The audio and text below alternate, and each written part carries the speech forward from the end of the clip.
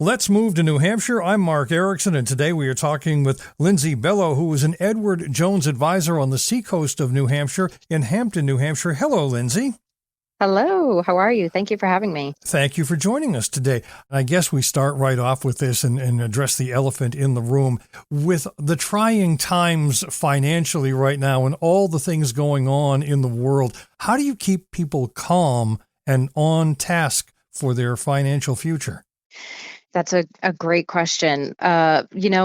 Behavior plays a big role in financial success. And when the markets drop, the instinct for many people is to do something, often out of fear. That's when the mistakes can happen, right? Like locking in losses by selling at the bottom. I focus a lot on education and consistent communication. When clients understand the why behind their investment strategy and we've built a plan they trust, they're more likely to stay on course. So with that, I also check in proactively when the markets are turbulent so they don't feel alone in the uncertainty.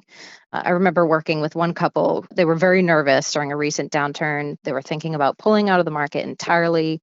Instead of reacting in the moment, we sat down, reviewed their goals, looked at how their plan was still on track, and ultimately made no drastic changes. So a year later, they were so relieved. They've stayed invested. That's the value of having a plan and someone to help you stick with it.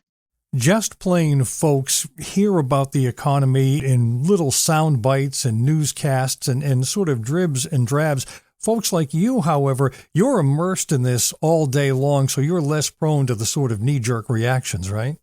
Yeah, definitely. It seems a little less scary for me in the sense of, what comes down must go up. So I know that it's not about timing the market. It's about time in the market and just making sure you have quality investments and you should be okay. Let's talk about that time in the market. When, and I know you're going to say something like, the third grade or something, but when should people start considering their retirement strategy? Really as early as possible, honestly. Third grade? Right. I encourage people, honestly, as soon as they're working to think about saving, at least in general, as early as you can start contributing to a 401k, do it. You're going to be getting a match for free, and that's going to help you build your retirement so much better than waiting until you're a little bit later in the game. But I think when it comes to like your retirement plan per se, I'm working with clients in their 40s and 50s to lay the groundwork now, whether it's maximizing their retirement accounts, reducing their debt, or simply just clarifying their vision for the future. So, but the earlier you start thinking ahead, the more choices you have down the road. So let's talk about some regional considerations. The seacoast of New Hampshire. Tell us a little bit about that particular area and what makes it unique financially. I mean, the seacoast region of New Hampshire is beautiful, but it does come with unique planning considerations. So real estate values can be higher, right? Especially those closer to the beach or the seasonal properties particularly, but that impacts both the cash flow planning and estate strategy. And while New Hampshire doesn't have a state income tax or a sales tax, which can be a financial advantage, it's important to plan for higher property taxes and healthcare costs, especially as people age. So like access to quality care and long-term care is a top concern for many of my clients here. I also work with a number of retirees who split their time between here and another state. So, the snowbirds, right? Mm-hmm. So we talk about residency rules, managing two homes, and how those lifestyle decisions can impact their financial strategy. Planning in this region isn't really a one size fits all. It has to reflect both the financial and the personal values of the client. How about the tourism aspect? The fact that, places like Hampton are very, very seasonal. Does that sort of fluctuate the market throughout the course of the year? I mean, it definitely, when it comes to the economics of the area, for sure, Hampton Beach is a good area to think of when it comes to everybody coming in for the summertime, renting hotels for the week for their vacations or what have you. So there's definitely an uptick of business in the area at that time of year, for sure. When you're looking at things like the stock market and you look at these things, I think probably differently from just plain folks, when you're looking at it, when do you start to see trends? How long does something have to be going in one direction or another before you are willing to say, all right, that's a trend, that's something to keep an eye on? Well, it's really hard to tell, honestly, because the market can go, even if it's, something that's been recurring for, say, a couple of weeks or a month, the market could change the next day. So we can't really say it can be a trend. I mean, the market just, it's so hard to really put that into perspective. We can't think forward. We have to look at what has happened in the past, and we can't even really assume that's going to be correct in what's going to be the future, right? Especially with everything going on in the economy. We could say that the market's going to go one way or the other, but who knows what's going to happen. How about the basics of the economy? When the economy fluctuates wildly, and let's face it, at this stage of the game, I don't think any prices on anything are going to start going down anytime soon. And that's, literally from eggs to automobiles. How does that have an effect on people and their financial plans for the future? Yeah, I mean, that's something that definitely can put an impact on people's portfolios. And when we, plug things into the system and we're making a plan for things, we are assuming that there is inflation is going to be affected into their portfolio. And ultimately, we go through kind of a bunch of different trials to see how would it affect your portfolio if inflation instead of 3% was higher, or what if it was lower.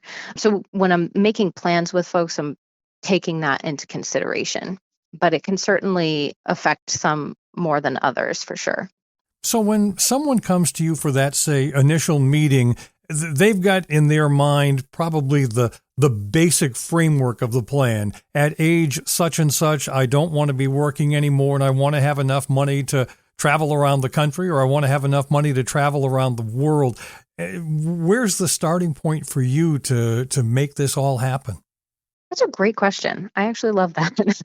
So when I first meet with a client, I tell them I need all the puzzle pieces of your life. I need as much detail as possible. I need all of your loans, your bank statements, your financial investment statements, so I can get the best picture possible. Because say you didn't tell me about an account that you had $300,000 at some other firm, and I plugged everything in, and I'm like, oh, well, looks like, we're not going to quite get there. Maybe we need to do this or that to try to build some savings more so you can retire by 65. And then they're like, oh, right, I have $300,000 somewhere else. So I make it a point before I even have a meeting. I'm like, all right, we need to organize everything financially, whether that's consolidating some 401ks from old firms so we can kind of get everything in one place. And then let's figure out what your plans are down to the dollar amount. How much is your trips going to cost you? How many times a year are you going? I tell a lot of my clients, Rome wasn't built in a day. So it's going to take us a little bit of time to get all of the puzzle pieces put together, but we want to make sure we're doing it right. So starting at that point and having as much information as I possibly can is the best. You had that specific number, that $300,000 number. My wife actually lost track of $15,000 once, completely just forgot about it for a year and a half or something. And when she found it, it was like, hey, you know what? Did you actually have somebody not realize they had a $300,000 account somewhere? No, it was, honestly, I just threw out a random number, but there have been people that it takes a little bit to build some trust. So they're like, okay, I'll give you this information. And then once you kind of build up with them, you're like, I know something's missing here because it doesn't all add up. And then we'll get everything going. But I did not have someone missing 300,000. That would be nice for them, right? Yes, it would. Surprise. Right? Indeed. So when somebody has a plan, how often do you need to review that plan based on the conditions of the economy and the world? How often do you advise people to maybe just reassess what their future is looking like and how that plan is working to get them there? Yeah, that's a good question too. I think that it really depends on each person. When it comes to somebody that maybe is younger, we're still working on building. Mm-hmm. So while we're still going to rebalance things, it's going to be there for a long time. So I would say at least look at it like annually. But Other folks that are kind of more seasoned, if you will, have more things going on, I think it's good to look at things at least quarterly or every 6 months and connect with them and be like, okay, any big changes, or this is what's going on in the market. I think we should rebalance your portfolio to be a little bit more in line with your risk tolerance. I do kind of put it on the client a little bit as well, in the sense of, how often do you want to be reached out to? Unless I see something else that really comes up that I'm like, okay, I should call them. How often do you want to be reached out to, so we can reconnect and at least see if there's been any big changes in your life or anything like that? When you start talking about retirement, the mind tends to drift towards as you just so kindly put it, the more seasoned individuals. Let's go to the other end of the spectrum. What about a young couple, maybe newlyweds? What should they be considering? Yeah, newlywed. I mean, things that they should be thinking of are, what are their short to like medium term goals, right? Because we know ultimately the long term goals are retirement, or maybe down the road they want to reinvent a new career or something, right? But what's going to happen in the next 3 to 5 years? Are you going to buy a house? Are you going to have a baby? Are you going to, buy a second house or a rental? There's so many things that could be considered in that. And some of them are even as simple as, do you have an emergency savings established? Mhm. So that is something I think should be considered in the younger stages, is looking at what's going to happen in the next 3 to 5 years, and what the like monetary figure is on that, and kind of how around that you can build a strategy to save for those things in the short term. If you're a young couple and you have a plan in place with an Edward Jones advisor such as yourself, what changes need to be made to that plan if suddenly a child comes into the picture? Yeah, that's great. So if the baby comes into the picture, now we're talking about, what do we think about college? Are we maybe thinking that there should be some funds saved towards college down the road?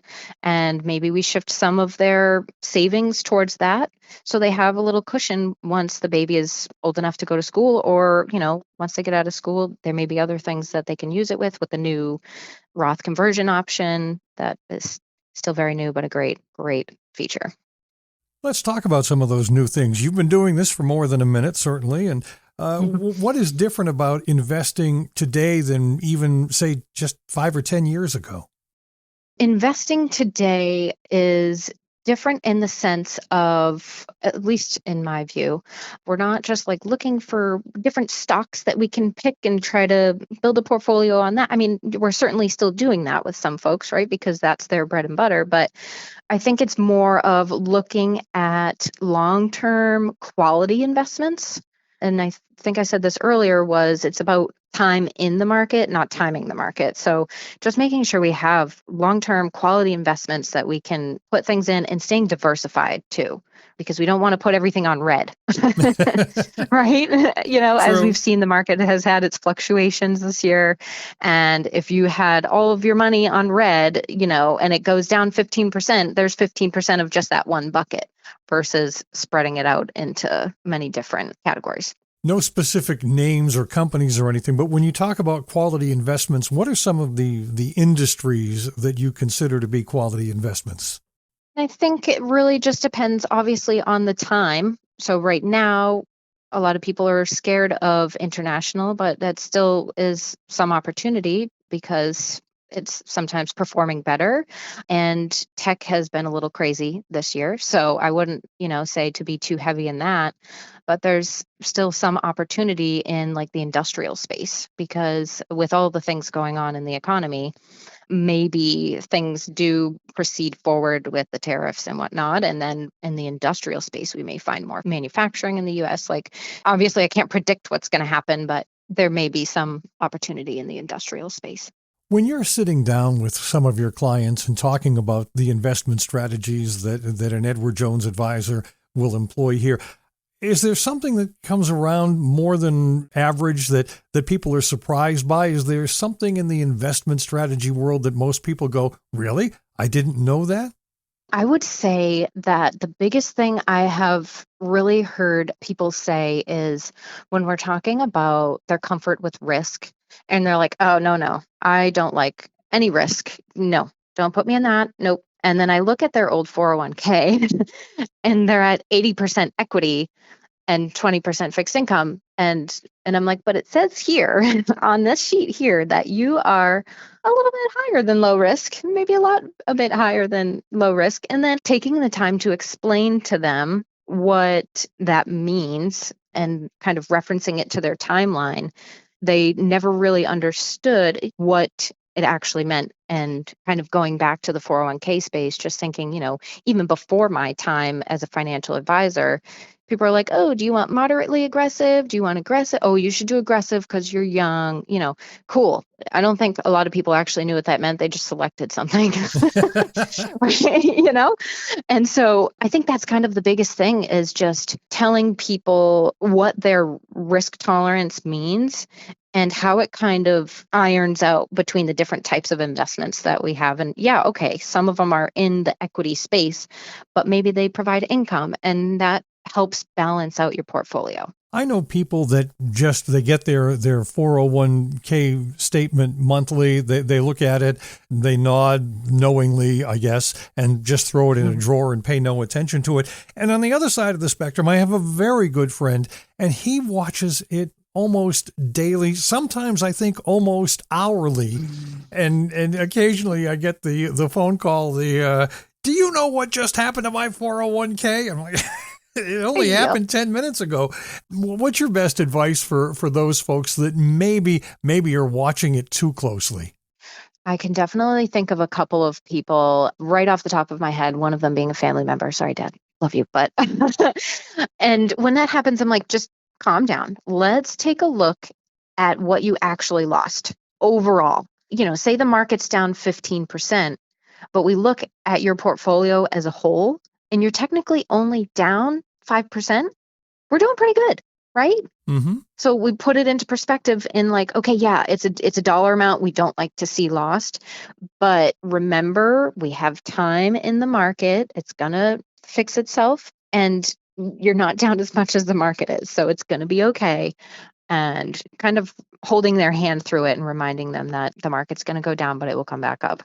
So often it's not an individual incident as much as it is perspective and context that you need to apply to this, right? Yeah. As people get towards that retirement age, whatever age it is that they've decided that they want to retire at, how does healthcare play into this? I mean, obviously, the older you get, probably the more healthcare you need, probably the more prescriptions you have. I think I need to take 9 pills a day just to stay alive at this point. Right. I mean, and I think just kind of looking at the cost of healthcare is definitely getting more expensive in time. But that's also something that when I'm planning with folks, we put that into the plan and account for inflation. For the folks that maybe are the kind of folks that look at that monthly statement and toss it in a drawer and don't pay that much attention to it, what should they be doing? What should they be occasionally looking at or talking to someone like you about? That is a great question. I actually just had a few newer clients that are like, yeah, I have no idea what's going on with it. You figure it out. And they're kind of like, they like the set it and forget it type of thing. Obviously, I'm going to still bother them. But I think at least taking it and making sure that it's balanced to something that fits your risk tolerance when it comes to like how much equity versus income. But mainly when I kind of encourage people to come and sit down with me, we're looking at different investment options because, your 401k probably has like a target date fund, or they may have some sort of lineup, but ultimately sometimes, not all the time, sometimes it's a better choice for people to roll it into an IRA and spread out across different investments. And so that's kind of what I maybe sit down with people and go over what their options are for their 401k and what may affect it if they decide to roll it out of an IRA, because there are some things that kind of go away once you roll that out. But at least encouraging them to let's look at it together and make sure it's at least to your comfort zone with risk. And if you like where it is, that's great. You can keep it there or roll it into your new 401k if you don't want to put it in an IRA. But having somebody look at it with you, at least make sure that the portfolio is diversified and you're in the right types of investments so it can continue to grow because you don't want to put it all in money market. And this may be a silly question, but are there any cycles in the course of any given year? I mean, is there a better time of year to be considering this than another time of year? Normally, during any time of the year, it is a good time because within IRAs, it doesn't really make a difference. You don't have to consider tax implications unless you're taking a withdrawal, obviously, which normally you don't want to do unless you really need the money. But normally, it doesn't really matter. But I would say that honestly, now that the market is kind of down a little bit this year, if you're taking the portfolio, a 401k, and putting it into an IRA, you're buying investments while they're lower. So they have more time to grow. So you're buying at a dip essentially, but any time to move, it's not going to have, necessarily tax implications or anything like that. So I would say sit down with somebody and make sure it's the right fit for you, but should be okay to do it anytime. And that market is always going to go either up or down. And the best advice from you when that happens is to stop and take a breath and maybe call an Edward Jones advisor and talk about it, but don't start making moves right away. Absolutely. Lindsey Belo, we thank you so much for spending time with us. I have to tell everybody that this segment of Let's Move to New Hampshire has been sponsored by the local Edward Jones office of Lindsey Belo in Hampton, New Hampshire. Lindsey, what's the best way to get in touch with you? Yeah, you can reach me by email, which is Lindsey, Lindsey.Bello, B as in boy, ELO, at edwardjones.com.